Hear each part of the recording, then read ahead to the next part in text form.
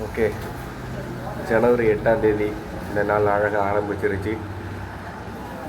காலையிலேயே ஹார்ட்ஃபுல்னஸ் தியானத்தோடு ஆரம்பிச்சிருக்கு. ஜனவரி 8ஆம் தேதி இன்றைக்கி குடி இல்லாமல் 7ஆவது நாள்.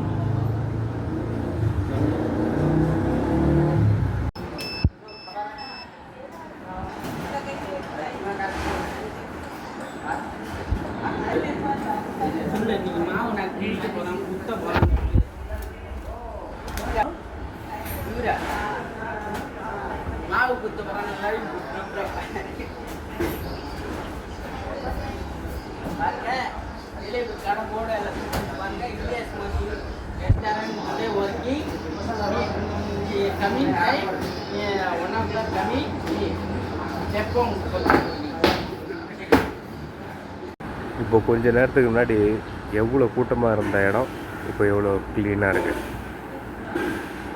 மதிய வியாபாரம் அவ்வளோதான் அந்த கடையில். இது அந்த கடையாக இருந்தால் இன்னும் கூட்டமாக இருந்துகிட்ருக்கோம். இங்கே வியாபாரம் மதியம் எல்லாம் சாப்பிட்டு போயிட்டாங்க. மணி 2:30 தான் ஆகுது. அங்கெல்லாம் 4:30 ஆகும். இது போலவும் காலியாகாது. ஒரு 4 டேபிள் 5 டேபிள்லேயே ஆள் இருப்பாங்க. அங்கேருந்து பார்க்குறேன் என்னடா இவன் வீடியோ ரெக்கார்ட் பண்ணுறான் அப்படின்னு.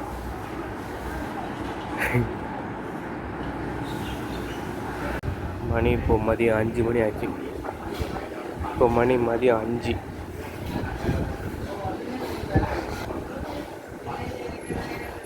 தம்பி பார்க்குறான். அவனுக்கெல்லாம் தெரியாது என்னடா திடீர்னு என்னவோ பண்ணிகிட்ருக்கான் அப்படின்னு பார்க்குறான்.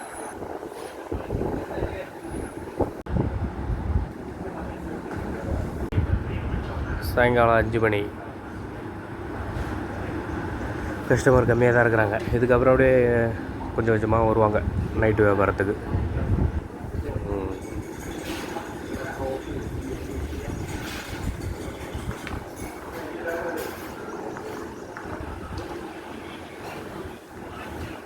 உங்களில் எத்தனை பேருக்கு அந்த ஏரோப்ளேன் தெரியுதுன்னு தெரியல. நான் போது பாருங்கள். இது மாதிரியான ஈவினிங் டைமில் அந்த ஏரோப்ளேனை இது போல் ரசிக்கிறது ரொம்ப இது போல் வேலை செய்கிற இடத்துல இருந்து அடிக்கடி போகும் பார்ப்பேன். இங்கிட்டிருந்து போகும், இங்கிட்டிருந்து வரும். அது ஒரு மாதிரி ஃபீலிங்காக இருக்கும். எப்படா ஊருக்கு போவோம் அப்படின்னு.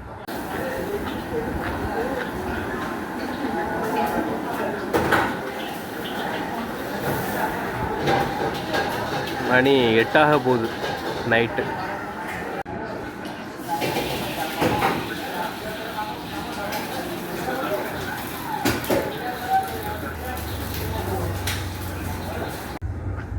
இன்றைக்கி நாளோட முடிவில் இருக்கிறேன். இன்றைக்கி நாளில் என்னை பற்றி நினச்சா எனக்கே பெருமையாக இருக்குது. அந்தளவுக்கு வந்துட்டு நெருப்பான வேலை, பயங்கரமாக வேலை செஞ்சேன் இன்றைக்கி. செம ஹார்டான வேலை இன்றைக்கி. இப்போ வியாபாரம் வந்துட்டு இப்போ தான் வந்துட்டு ஸ்லோ ஆகியிருக்கு. மணி 11. எப்படியும் இன்னொரு ஷோ வரும், இன்னொரு அலை. இந்த கடையில் கணிக்க முடியாது, வரலாம் வராமலும் போகலாம். எங்களோட இன்னொரு கடையில் இருந்தோம்னா கண்டிப்பாக 11:30 மணிக்கு மேலே ஒரு ஷோ ஒன்று இருக்குது. இந்த நேரம் அப்படியே லைட்டாக லூஸ் விட்டு, அதாவது லூஸ் விடுறதுன்னா வர்றது நிப்பாட்டுவாங்க. ஆனால் ஏற்கனவே இருப்பாங்க, அவங்க ஏதாவது கேட்டுக்கிட்டே இருப்பாங்க. ஆனால் அந்த நேரத்தில் வர்றது நிற்கும். அப்புறம் 11:30 மணிக்கு மேலே வந்தால் ஸ்கூல் பசங்க, காலேஜ் பசங்க, பொண்ணுங்க அவங்கெல்லாம் வந்துட்டு இந்த டென்னிஸு, ஃபுட்பால் இதுன்னு விளையாடிட்டு வருவாங்க குரூப்பாக. 30 பேர் 40 பேர் அப்படிலாம் வருவாங்க. நம்ம ஆளுகெல்லாம் ஒரு ஆள் தான். 40 பேர் வராங்கன்னா ஒரே ஆள் போய் ஆர்டர் எடுப்பேன். யார் என்னென்ன தண்ணி கேட்டால், என்னென்ன சாப்பாடு கேட்டால், எந்தெந்த மாஸ்டர்கிட்ட போய் என்னென்ன தண்ணி சொல்லணும், எதில் காய்கறி வேண்டாம், எதில் வந்துட்டு காரமாக வேணும், எதில் வந்துட்டு காரம் வேண்டாம், எதில் காய்கறி அதிகமாக வேணும், தண்ணி என்ன தண்ணி வேணும், பச்சை தண்ணி, சுடு தண்ணி, ஜூஸு, அதில் வந்துட்டு சர்க்கரை கம்மியாக, சர்க்கரை அதிகமான எல்லா தண்ணியும் 40 பேருக்கும் அப்படியே மனசில் ஏற்றிட்டு வந்துட்டு அதை பிரித்து சொல்லுவோம். அவங்கெல்லாம் ஒருத்தவங்க மாற்றி சொல்லியிருப்பாங்க ஆர்டரு. ஆனால் அவங்களாம் வந்துட்டு இவங்க வந்துட்டு அப்படியே ஃபில்ட்ரு பண்ணி பிரித்து ரொட்டி மாஸ்டருக்கு என்னென்ன சொல்லணுமோ அதை பூரா சொல்லுவான். தண்ணி மாஸ்டர்கிட்ட போய்ட்டு என்னென்னு சொல்லணுமோ சொல்லுவான். தோமியத்தில் என்னென்ன சொல்லணுமோ சொல்லுவான். கோரிங்கில் என்னென்ன சொல்லணுமோ சொல்லுவான். நான் மாஸ்டர்கிட்ட போய்ட்டு என்னென்ன சொல்லணுமோ சொல்லுவான். இவன் ஏதாவது நாசிகந்தரில் போய் கோழிகளி வெட்டி எடுத்துகிட்டு போகணும், சிக்கன் ஏதாவது எடுத்துகிட்டு போகணும், இல்லை குழம்பு ஏதாவது எடுத்துகிட்டு போகணும்னா எடுத்துகிட்டு போவான். அந்த அளவுக்கு திறமையான மாஸ்டர்லாம் அங்கே வச்சுருக்குறாங்க அந்த கடையில், எங்கள் கடையில். இதுவும் எங்கள் கடை தான். அது 15 மாதமாக வேலை செஞ்ச கடை. இது கிட்டத்தட்ட 1 மாதமாக ஆகப்போகுது. ஆமாம், 1 மாதம் ஆகப்போகுது. இந்த கடைக்கு தான் முதல்ல நாங்கள் வந்ததே. இந்த கடை ஓப்பன் அன்னைக்கு நல்லா வேலை எங்களை வேலை செஞ்சுட்டு கிடந்தோம். அப்படி வேலை செய்கிறோன்னு சொல்லி என்னை அந்த கடைக்கு கூப்பிட்டு போயிட்டாங்க.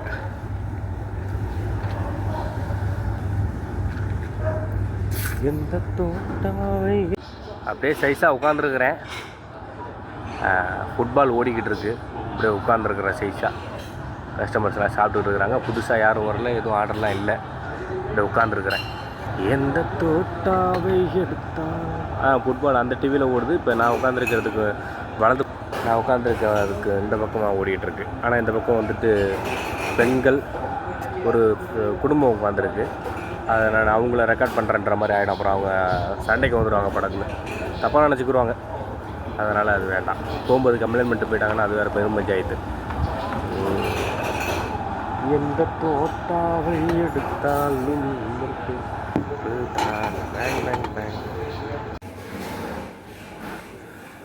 இன்னும் கொஞ்சம் நேரத்து வேலை இருக்குது.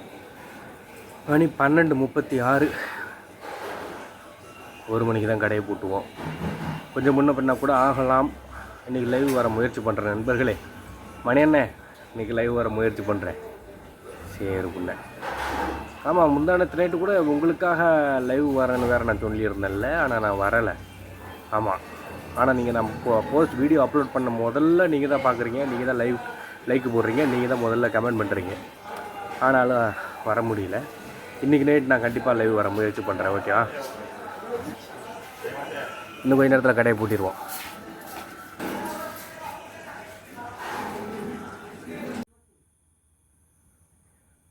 கடையை பூட்டியாச்சு. மணி 1:32. இப்போ கொஞ்சம் நேரத்துக்கு முன்னாடி எங்கள் முதலாளி வந்தார். ஜாமான் இறக்கணும்னு சொல்லி கொஞ்சம் நேரம் வெயிட் பண்ண சொல்லி சொன்னார். அதனால் நானும் இன்னொரு பையனும் வெயிட் பண்ணோம். ஜாமான் இறக்கி வச்சாச்சு. அதுக்கு முன்னாடி அவர் வரத்துக்கு அந்த வெயிட் பண்ணக்கூடிய நேரத்தில் எங்கள் வீட்டில் கொஞ்சம் சின்னதாக சண்டை போட்டேன். அவங்களுக்கு வயசாகிருச்சு. ஆனால் அவங்கள்ட்டேருந்து நான் எதிர்பார்க்குறேன் பணம், பொருளாதாரம். எங்கள் அப்பாவோட குடியினால தான் எல்லாமே அழிஞ்சிச்சு, சொத்து சுகம்லாம்.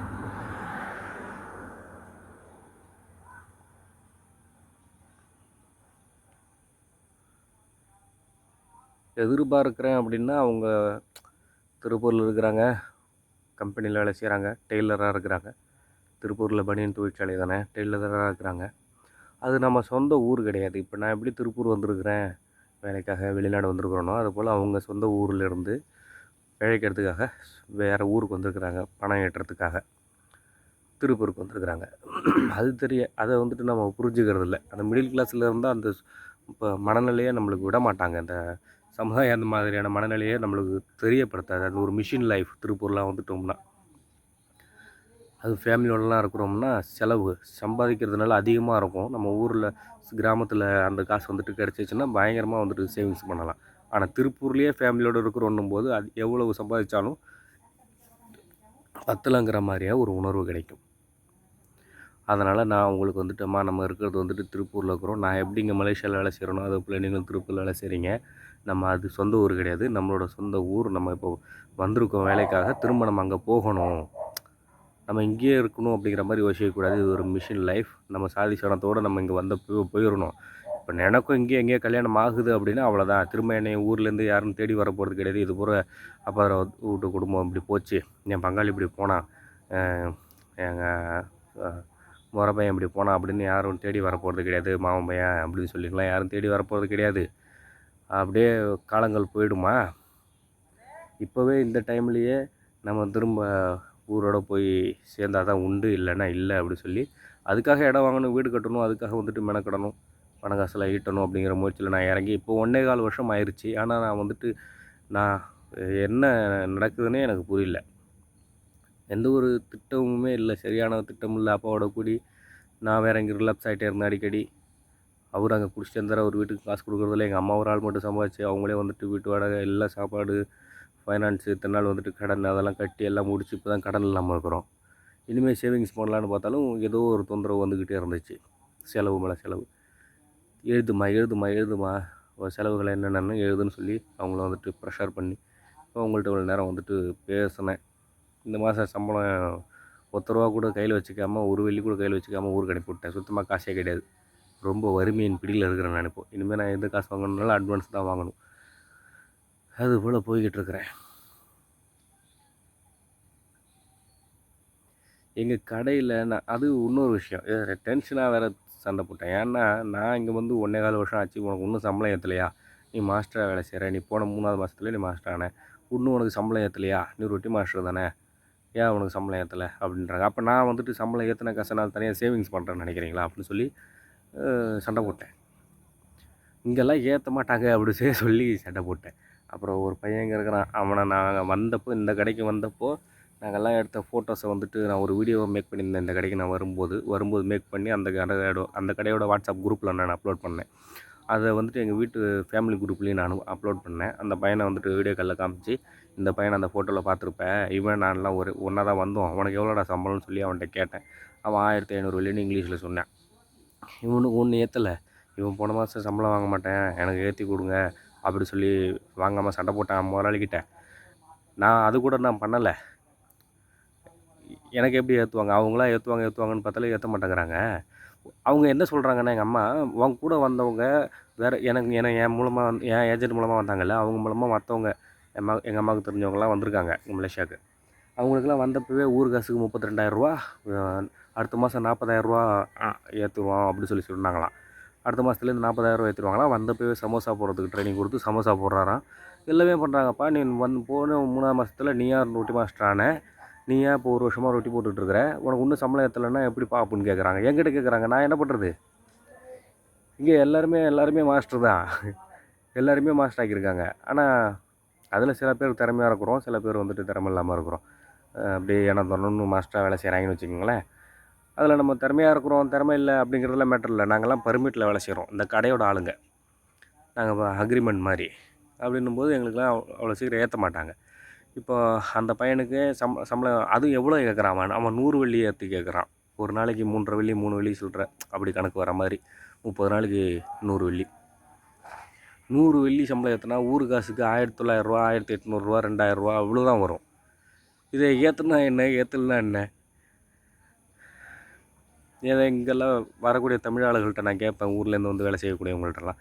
அவங்களாம் வந்தப்பவே 60 வெள்ளி, சாப்பாடெலாம் ஃப்ரீ தான் சொல்லி சொல்கிறாங்க, ரூமு ஃப்ரீ, 60 வெள்ளி. எனக்கு 50 வெள்ளி தான். நான் ரொட்டி மாஸ்டராக வேலை செய்கிறேன்.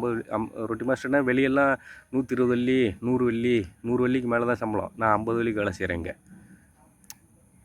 வரும்போது இந்த சம்பளம் சொல்லி தான் வந்தோம். ஆனால் நான் வரும்போது என் ஏஜென்ட் என்னென்ன சொன்னாருன்னு எனக்கு தான் தெரியும். அவர் நம்மளோட வருமானத்தை இப்படிலாம் உயர்த்திக்கலான்னு சொன்னார். சரி, நம்மளால் முடியும், நம்மளோட இந்த வருமானத்தில் நம்ம போனாலும் நம்ம அங்கே போய் நம்மளோட வருமானத்தை பெருக்கிக்க முடியும், நம்மளோட வேலை அதிகமாக செஞ்சு நம்மளோட வருமானத்தை வந்துட்டு உயர்த்திக்க முடியும், நம்மளோட நிலைமையை வந்துட்டு உயர்த்திக்க முடியுன்ற தன்னம்பிக்கையில் தான் நான் வந்தேன். வந்து 1 வருஷமாக நான் ஹார்ட் ஒர்க் பண்ணுறேன். இன்னும் என்னைய 1.25 வருஷமாச்சு, இன்னும் எனக்கு சம்பளமும் ஒன்றும் ஏற்றலை. 100 வெள்ளிக்காக கெஞ்சிட்ருக்குறாங்க. அப்போ நானும் 100 வெள்ளிக்காக இனிமேல் நான் வந்துட்டு கெஞ்சணுமா? நான் இவ்வளோ வேலை செஞ்சு நான் கெஞ்சணுமா? நான் கேட்கணுமா 100 வெள்ளிக்காகன்னும் போது எவ்வளோ திரும்ப மன உளைச்சலாக இருக்குது. அந்த 100 வெள்ளி எனக்கு வேண்டாம். நான் அதுக்கு ஊருக்கு போய் நான் திருப்பூர்லேயே டெய்லராக வேலை செய்வேன். நான் பாட்டுக்கு சிவனே நான் அங்கேயே இருந்திருக்கலாம். என்ன பண்ணுறது? வாழ்க்கையில் இது மாதிரியான அனுபவங்கள்லாம் இருந்தால் தானே மனசு அட்டிப்பட்டு நல்லா நொந்து நூடுல்ஸ் ஆகினா தானே அது வந்துட்டு ஒரு பக்குவமாகுது. அங்கே இருக்கும்போதே நான் அதை அனுபவிச்சிருக்கணும், தக்க வச்சுருந்துருக்கணும், நல்ல முறையில் அதை வந்துட்டு கையாண்டிருக்கணும், நல்லா சம்பாதிச்சுக்கிட்டு இருந்தேன். இவ்வளோலாம் வேலை செய்ய வேண்டியதில்லை. இவ்வளோ வேலை செய்யக்கூடிய நான் திருப்பூரில் டெய்லராக வேலை செஞ்சேன் அப்படின்னா இவ்வளோ சம்பாதிப்பேன் நான். 12 மணி நேரம்லாம் வேலை செஞ்சால் லீவே இல்லாமல். அங்கெல்லாம் சனி ஞாயிறு திங்கள்லாம் லீவு. சனிக்கிழமை நைட்டெல்லாம் 5 மணிக்கெல்லாம் வேலை ஓடாது. ஞாயிற்றுக்கிழமை என்ன நடந்தாலும் வேலை செய்ய மாட்டோம். சிங்க டெய்லர்னால் இப்படிலாம் ரூல்ஸை போட்டுக்கிட்டு கான்ட்ராக்ட்காரன்ட்ட விரட்டிக்கிட்டு ரேட்டெல்லாம் ஏற்றி வாங்கிக்கிட்டு இப்படிலாம் அதிகாரம் பண்ணிக்கிட்டு தெரிஞ்சேன் நான். கடவுள் நல்ல ஒரு இடத்துல தான் என்னை வச்சுருந்தார், நல்ல திறமைகளை கொடுத்துருக்குறாரு. அதை சரியான முறையில் நான் வந்துட்டு பயன்படுத்திக்கிட்டேன். ஆனால் அதுலேருந்து வரக்கூடிய வருமானத்தை எப்படி இந்த பண காசெல்லாம் கையாளுறதுன்னு தெரியாமல் இருந்துட்டேன். அப்புறம் இந்த போதைப் பொருட்கள் இதெல்லாம் வந்துட்டு பழக்கம் ஆச்சு. வீட்டுக்கெல்லாம் நான் பணம் கொடுத்தே பல வருஷமாச்சு. இப்போ நான் இங்கே மலேசியா வந்து தான் கொடுத்துட்ருக்குறேன். இந்த மணி அண்ணன் நம்ம சப்ஸ்கிரைபரு அவங்க அம்மா என்கிட்ட பேசினப்போ நீ இப்படியே இருப்பா, என் பையனும் இப்படி தான் இருந்தான், ரொம்ப அடாவடி பண்ணிகிட்டு இருந்தான், இப்போ அவன் வேலை வெட்டிக்கெலாம் போக வேண்டாம், நீ ஒழுங்கமாக குடி இல்லாமல் இருப்பா அப்படின்னு சொல்லி அவனை வீட்டிலேயே வச்சுருக்குறோம் அப்படின்னு சொல்லி சொன்னாங்க. 3 மாதமாக வீட்டில் தான் இருக்கிறான், வெளியில் எங்கேயும் போகிறதில்ல அப்படின்னு சொல்லி சொன்னாங்க. அவர் மணி என்ன அவங்க அம்மாவை விட்டு என்கிட்ட பேச சொல்லி சொன்னார். அவங்க எனக்கு அட்வைஸ் பண்ணாங்க, நீ இப்போ அதிகமாக சம்பாதிக்கலனாலும் நீ குடிக்காமல் நீ வந்துட்டு 1000 ரூபாயா இருந்தாலும் உங்கள் அம்மாவுக்கு நீ அக்கௌண்ட்டில் போட்டு விட்ற அப்படின்னும்போது அவங்க சந்தோஷமாக நிம்மதியாக இருப்பாங்கப்பா அப்படின்னாங்க. அதை நினச்சி நான் சந்தோஷப்பட்டுக்கிறேன். ஒரு பக்கம் நம்ம ரொம்ப கீழே இருக்கிறோம், நம்மளுக்கு உணவு, உடுத்த உடை, இருக்க இடம் இதெல்லாம் தேவை, அத்தியாவசிய தேவைகள். அதை நோக்கி நம்ம போகணும். நம்ம திருப்பூரில் இருக்கிறோம், நம்ம அதை வந்துட்டு சொகுசாக வாழ்கிறதுக்காக நம்ம வரலை, நம்ம வருமானத்தை ஈட்டிக்கிறதுக்காக நம்ம வந்திருக்கிறோம் திருப்பூருக்கு. அதை நம்ம புரிஞ்சு சீக்கிரம் இடத்த வாங்கி வீடை கட்டி நம்ம சொந்த ஊரோட இப்போயே போனால் தான் உண்டு அப்படிங்கிறத அவங்களுக்கு புரிய வைக்கணுங்கிறதுல ஒரு வேகத்தில் நான் அவங்கள்ட்ட சண்டை போட்டேன். அப்புறம் கடைசியாக சமாதானப்படுத்திட்டேன். நம்ம காலகாலத்தில் அங்கேயே இருந்துக்கிட்டு இருந்தோம்னா நாள் ஓடிட்டே இருக்கும். அப்புறம் அம்மா அப்பாவுக்கு வயசாகும். அப்புறம் நான் ஒரு ஆள் தான் மெனக்கட்டுட்டு இருக்கணும், இடம் வாங்கணும், வீடு கட்டணும், நான் இன்னும் அப்புறம் ஊரோட போகணுமா அப்படிங்கிற மாதிரி நானும் யோசிக்கிற மாதிரி ஆகிடும். அப்போ எனக்கு யாராவது ஊர்லேருந்து வந்து பணம் காசு கொடுத்து நீ வந்து இங்கே குடியிருப்பா, வாப்பா உனக்கு வீடு கட்டி தரேன், இடம் வாங்கி தரேன் அப்படின்னு சொல்லி யாரும் எனக்கு கூப்பிட போகிறது கிடையாது. இப்போ நான் இங்கே இருக்கும்போது சாதி சனத்தோடு போய் இருக்கணும், சாதி சனம்னா அதாவது சொந்த பந்தங்களோட போய் இருக்கணும் அப்படிங்கிறது தான். நம்ம குலதெய்வங்களோட போய் அப்படியே நல்ல ஒரு வாழ்க்கையை வாழணும், திரும்ப ஒரு நிதானமான ஒரு அமைதியான ஒரு வாழ்க்கைக்கு போகணும் அப்படிங்கிறது தான். அந்த ஒரு வேகத்தில் வந்துட்டு இங்கே மலேசியா நிலைமையும் இப்படி இருக்குதா வருமானம். அம்மா அப்பாவுக்கு வயசாகிட்டுருக்கு, எனக்கும் வயசாகிட்டுருக்கு. அது மாதிரியான விஷயங்களில் தான் இந்த நாள் இப்போ கடைசி ஒரு 3/4 மணி நேரங்கள் கொலாப்ஸ் ஆயிடுச்சு. ஓகே, இதுவும் ஒரு நல்ல விஷயந்தான். அந்த 100 வெள்ளிக்காகலாம் நான் எங்கள் முதலாளிகிட்ட வந்துட்டு கெஞ்சணுமா அப்படிங்கிற மாதிரி இருக்குது. நான் எவ்வளோ வேலை செஞ்சுருக்கேன், அவங்க பார்க்கும்போதும் சரி பார்க்காத போதும் சரி, அவங்க இருந்தாலும் சரி இல்லைன்னாலும் சரி, நான் எப்போவுமே அவங்களுக்கு நேர்மையாக உண்மையாக உழைச்சிருக்கிறேன். 1 வருஷத்துக்கு மேலே நான் வேலை செஞ்சுருக்கேன், அவங்களுக்கே தெரியும். நான் அவங்க இருந்தால் அவங்கள்ட்டலாம் நான் அதிகமாக பேச மாட்டேன், நடிக்க மாட்டேன், எதுவுமே வச்சுக்க மாட்டேன். நான் உண்மையாக வேலை செய்கிறேன், கடவுளுக்கு தெரியும், அவ்வளோதான். உண்மையாக வேலை செய்வேன். நான் இங்கே வரும்போது பாலமுருகன்னு சொல்லிட்டு எனக்கு ஒரு அண்ணன் தெரிஞ்சு, எங்கள் சொந்தக்கார அண்ணன், அவர் சிங்கப்பூரில் வந்துட்டு அவர் எப்படி அவரோட வாழ்க்கை தரத்தை உயர்த்திக்கிட்டார் அவரோட உண்மை தன்மை நேர்மையினால் அப்படி சொல்லி அதை எனக்கு சொல்லி கொடுத்தாரு. ஆனால் இங்கே இருக்கிறவங்கெல்லாம் நடிக்கிறாங்க அப்படின்னு நான் சொல்லி சொன்னப்போ அதுக்கு அவர் சொன்னார், தம்பி நீ லாங் டைமாக பண்ணும்போது நீ நேர்மையாக இருக்கிற, உங்கள் முதலாளிக்கு நீ கடினமாக உழைக்கிற, நீ லாங் டைமாக பண்ணுறன்னும் போது அதை வந்து அவங்களால பண்ண முடியாது, நீ லாங் டைமாக அதை பண்ண முடியாது, அவங்களாம் காணாம போயிடுவாங்க. 2 வருஷம் 3 வருஷம் இப்படி பண்ணும்போது அவங்களுக்கு அந்த ஹைப் இருக்காது, இன்ட்ரெஸ்ட் இருக்காது, அவங்க முதலாளிகிட்ட நல்ல பேர் எடுத்தோடனே அவங்களுக்கு அது குறைஞ்சிரும். ஆனால் நீ எப்பவும் போல் கடவுளுக்கு நேர்மையாக உண்மையாக உன் மனசாட்சிக்கு நேர்மையாக நீ இருக்கிற அப்படின்னும் போது நீ கண்டிப்பாக அவங்களோட கண் பார்வைக்கு தெரிவ அப்படின்னு சொல்லி சொன்னாங்க. நீ முன்னேறுவ, இங்கே இல்லாட்டி எங்கேயா இருந்தாலும் நீ இதை உன்னோட ஹேபிட்டாக மாற்றிக்கிட்டினா நீ முன்னேறிடுவ லைஃப்பில் அப்படின்னு சொல்லி சொன்னார். ரஜினிகாந்த் சார் இருக்கிறார்ல சூப்பர் ஸ்டார், அவரோட ஒரு வீடியோலேயே அவர் தான் அப்படி தான் சொல்லியிருந்தார். இது ரெண்டுத்தையும் நான் மையமாக வச்சு நான் மலேசியா வந்தப்போவே அந்த விஷயத்தை நான் அவர்கிட்ட கலந்துக்கிட்டதுனால, அவர் எனக்கு சொன்ன அறிவுரையினால், நான் இந்த ரஜினி வீடியோ நான் கேட்டதுனாலையும் எனக்கு வந்தப்பையிலேருந்து நான் இந்த நாள் வரைக்கும் 1.25 வருஷமாக நான் அதை ஃபாலோ பண்ணுறேன். கடவுளுக்கு பொதுவாக சொல்கிறது பள்ளி சத்திரகத்தம் கூட கேட்குது. நான் வந்ததுலேருந்து அதை நான் கரெக்டாக ஃபாலோ பண்ணி எல்லாம் பண்ணியும் நான் இந்த 100 வெள்ளிக்காக, அந்த 100 வெள்ளி எனக்கு வேண்டாம், அது எனக்கு அது தேவையில்லை. அந்த 100 வெள்ளி எனக்கு 10 வெள்ளி ஏற்றணும், 60 வெள்ளி. எல்லாருக்குமே மலேசியா வந்த உடனே 60 வெள்ளி கொடுக்குறாங்க. நான் 50 வெள்ளிக்கு வந்து 3 மாதத்தில் ரொட்டி மாஸ்டர் ஆகி நான் 1 வருஷமாக ரொட்டி போடுறேன், எனக்கு 60 வெள்ளி வேணும். அந்த 100 வெள்ளி 3.5 வெள்ளி கணக்கு ஒரு நாளைக்கு, அப்போ 53 வெள்ளி சில்லற. அது எனக்கு தேவையே இல்லை இவ்வளோ ஹார்ட் ஒர்க் பண்ணி. அது எனக்கு மீதி இருக்கக்கூடிய நாட்களை எனக்கு ஒரு நாளும் நரகமாக இருக்கும். நான் வேலை செய்யும்போது மன ரீதியாக நான் வந்துட்டு ரொம்ப கஷ்டப்படுவேன் வேலை செய்கிறதுக்கு. உடல் ரீதியாக வந்துட்டு கஷ்டப்பட்டு தான் இருக்கேன் இது வரைக்கும். மன ரீதியாக ரொம்ப கஷ்டமாகும், மன உளைச்சலாக இருக்கும் எனக்கு ரொம்ப. மீதி இருக்கக்கூடிய அந்த மலேசியா நாட்களை நான் கடக்கிறதுக்கு ரொம்ப வந்துட்டு சிரமமாக இருக்கும். சின்ன சின்ன வேலையும் ரொம்ப கஷ்டமாக தெரியும். சரி, ஓகே நண்பர்களே, இந்த நாள் முடிஞ்சிச்சு. மணி 1:45. இன்றைக்கி கூட குடி இல்லாமல் 7ஆவது நாள். ஓகே, இந்த நாள் முடிஞ்சிச்சு. மீண்டும் சந்திப்போம். ஓகே, பாய்.